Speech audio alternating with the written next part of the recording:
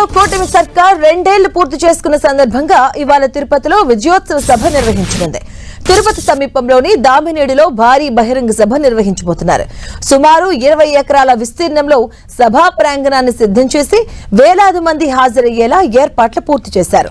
ఈ సభకు CM Chandrababu, deputy CM Pawan Kalyan, AP BJP chief Madhav తో పాటు కూటమి పార్టీలకు చెందిన పలువురు కీలక నేతలు హాజరు కానున్నారు.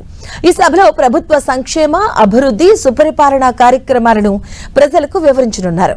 తొలుత రాష్ట్రంలోని 3 ప్రాంతాల్లో 3 సభలు నిర్వహించాలని భావించింది ప్రభుత్వం. ఈ నెల 9న తిరుపతిలో సంక్షేమంపై, 12న అమరావతిలో సుపరిపాలనపై, 15న విశాఖపట్నంలో అభివృద్ధిపై 3 వేర్వేరు సభలు నిర్వహించాలని ప్రభుత్వం నిర్ణయించింది. అయితే విశాఖపట్నం స్టీల్ ప్లాంట్ లో జరిగిన ప్రమాదం నేపథ్యంలో తిరుపతి సభను వాయిదా వేసి అనంతరం అమరావతి, విశాఖపట్నం సభలను రద్దు చేశారు. 3 సభలకు బదులుగా తిరుపతిలోనే ఒకే భారీ విజయోత్సవ సభ నిర్వహించాలని సీఎం చంద్రబాబు నిర్ణయించారు. దీంతో తిరుపతిలో జరిగే ఈ బహిరంగ సభకు ప్రత్యేక ప్రాధాన్యత సంతరించుకుంది.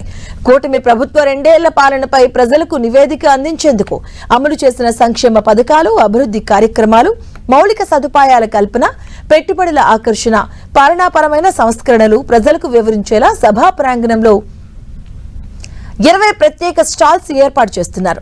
వివిధ శాఖల పనితీరును ఈ స్టాల్స్ ద్వారా ప్రదర్శించబోతున్నారు. దీంతో తిరుపతి సభ ప్రభుత్వ 2 ఏళ్ల పాలనకు ప్రధాన వేదికగా మారింది. సభకు రాష్ట్రంలోని వివిధ జిల్లాల నుంచి కూటమి శ్రేణులు, పథకాల లబ్ధిదారులు, ప్రజాప్రతినిధులు పెద్ద సంఖ్యలో హాజరు కాబోతూ ఉండడంతో 30,000 మందికి పైగా జన సమీకరణ ఉంటుందని నేతలు తెలిపారు. భారీ జన సందోహాన్ని దృష్టిలో ఉంచుకుని భద్రతా ఏర్పాట్లను కట్టుదిట్టం చేశారు. ఇప్పటికే మంత్రులు అనిత, అనగాని సత్యప్రసాద్ సభ ఏర్పాట్లను పర్యవేక్షించారు.